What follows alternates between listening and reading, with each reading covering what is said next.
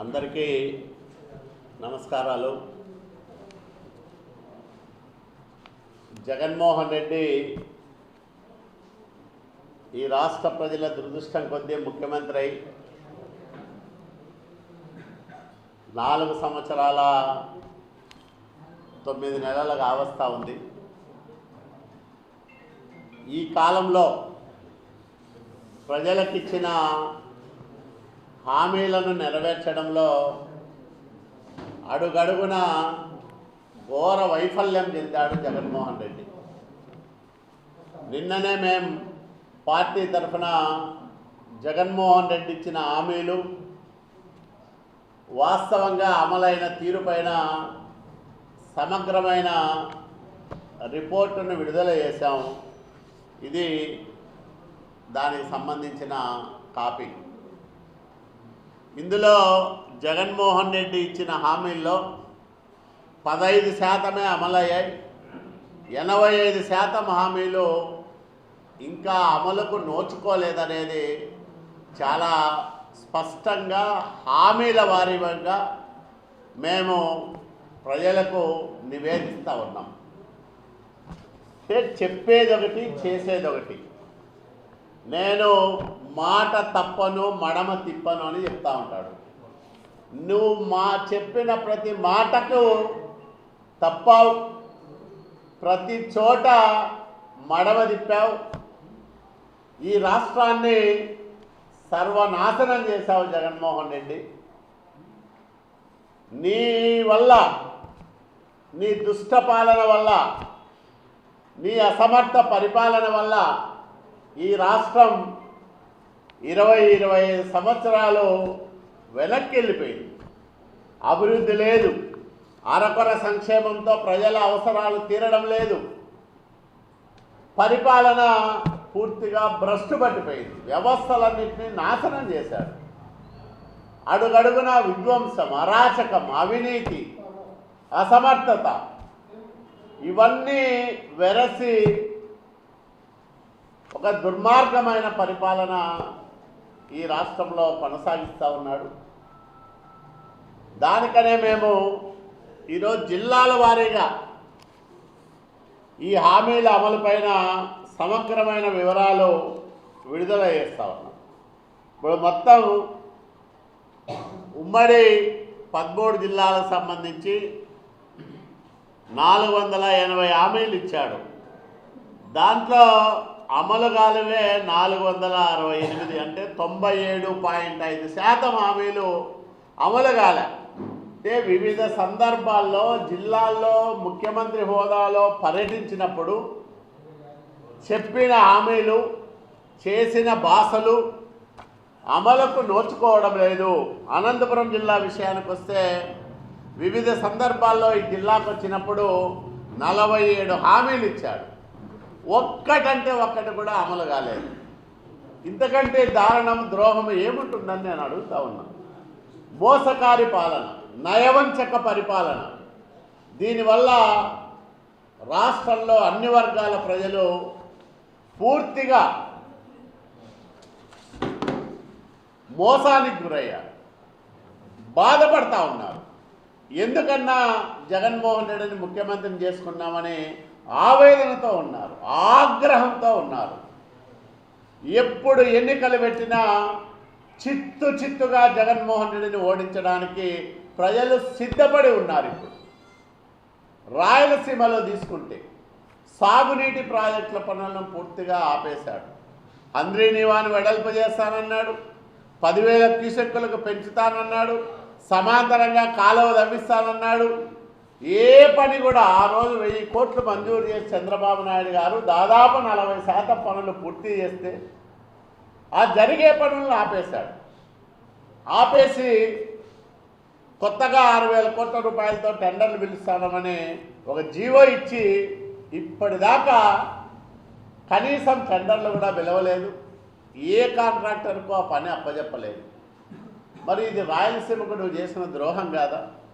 హంద్రీనీవా కాలువ వెడల్పు అయి ఉంటే ఈ జిల్లాకు అత్యధికంగా కృష్ణా నీళ్ళు వచ్చేటివి.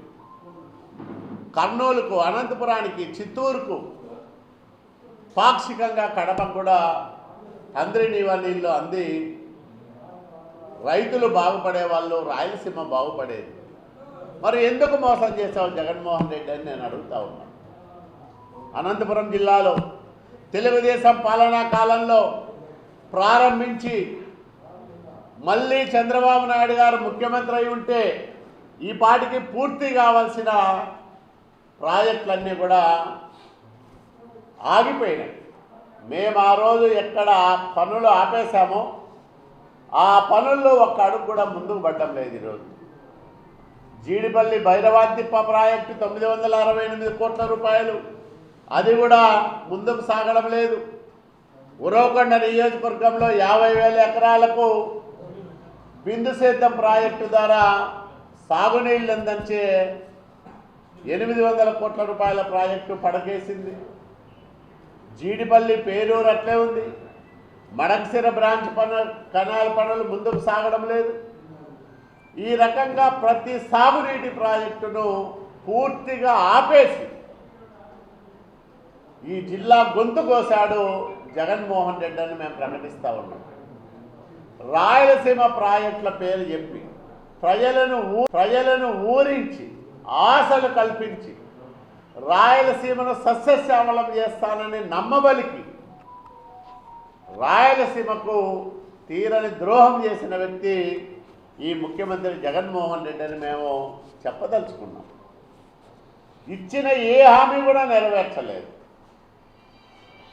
నేను అడుగుతా ఉన్నా, నీ ఆసరా, నీ చేయూత, చేదోడు ఇవన్నీ ఎంతమంది ఉంటే ఎంతమందికి వస్తూ ఉన్నాయి?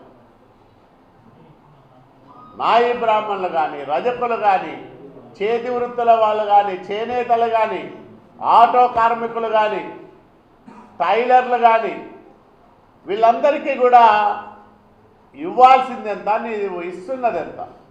కనీసం 15 నుంచి 20% మందికి కూడా నీ నిబంధనల పేరుతో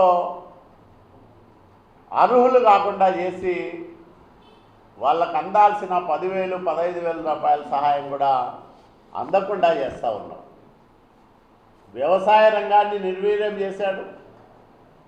దాదాపు చంద్రబాబు నాయుడు గారు ప్రారంభం చేసిన అనేక కార్యక్రమాలని 120 సంక్షేమ కార్యక్రమాలని నిలుపుదల చేసి సంక్షేమంలో కోతలు పెట్టి బలహీన వర్గాలకు అన్యాయం చేస్తున్న ముఖ్యమంత్రి జగన్మోహన్ రెడ్డి. నేను అడుగుతా ఉన్నా, 56 కార్పొరేషన్లలో ఎన్ని వేల మందికి నువ్వు స్వయం ఉపాధి సబ్సిడీ రుణాలు ఇచ్చావు? బీసీ కార్పొరేషన్ నిస్తేజంగా మారింది. 56 కార్పొరేషన్లో ఏ ఒక్క కార్పొరేషను ఒక్క వ్యక్తికి కూడా స్వయం ఉపాధి పథకాన్ని అమలు చేసే పరిస్థితి లేదు. ఎస్సీ సంక్షేమానికి కోతలు పెట్టావు, ఎస్సీలకు రక్షణ లేకుండా చేసావు, బీసీల మీద దాడులు పెరిగితే ప్రేక్షక పాత్ర పోషిస్తూ ఉన్నావు, మైనార్టీలు వేధింపులు తాళలేక సామూహికంగా కుటుంబాలతో ఆత్మహత్యలు చేసుకుంటా ఉంటే నీ అసమర్థ పాలన వల్ల, నీ చేతగానితనం వల్ల ఈరోజు బడుగు బలహీన వర్గాలు, ఎస్సీలు, ఎస్టీలు, మైనార్టీలు, బీసీలు తీవ్రమైన ఇబ్బంది పడతా ఉండేది వాస్తవం కాదా జగన్మోహన్ రెడ్డి?